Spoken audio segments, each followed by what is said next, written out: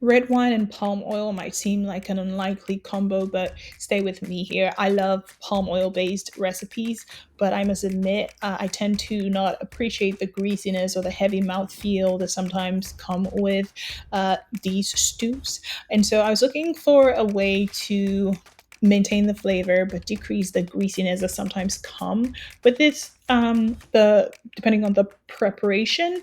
And so I thought red wine made sense because braised meat in red wine, oh la la, always amazing, flavor bomb. So I could achieve this, have flavor, but also decrease the greasiness. Once the alcohol dissipates during the braising process, basically you're left with a concentration of acid that casts into the fat. You also have tannins in red wine that bind with fat and decrease the heavy mouthfeel. So problem solved. To start this recipe, you're going to need some meat. I think I use lamb meat. You can use goat meat.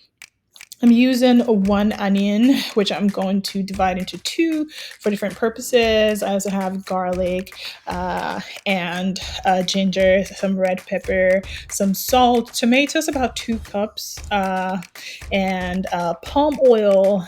In here, I'm showing you the dry red wine I used, Riesling dry red wine. You also need your momone, which is your fermented fish. You start out with your palm oil or red oil, and then half of the onions is diced, goes into the hot oil, and then you add your momone. Make sure that the fish totally breaks down. Set aside. You put your diced meat into the saucepan, and then add a blended mix of onions, garlic, ginger, some pepper. If you have habanero, perfect. I used about a quarter cup of red wine after that.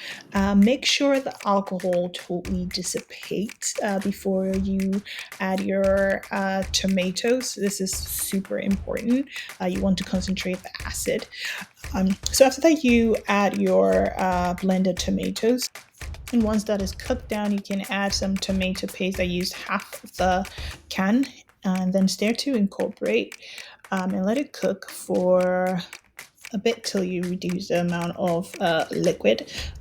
Once that is done, you can add your palm oil, which you just set aside. Honestly, the straining is not necessary. You can literally just take out the remaining bones, but I think I wanted a finer texture.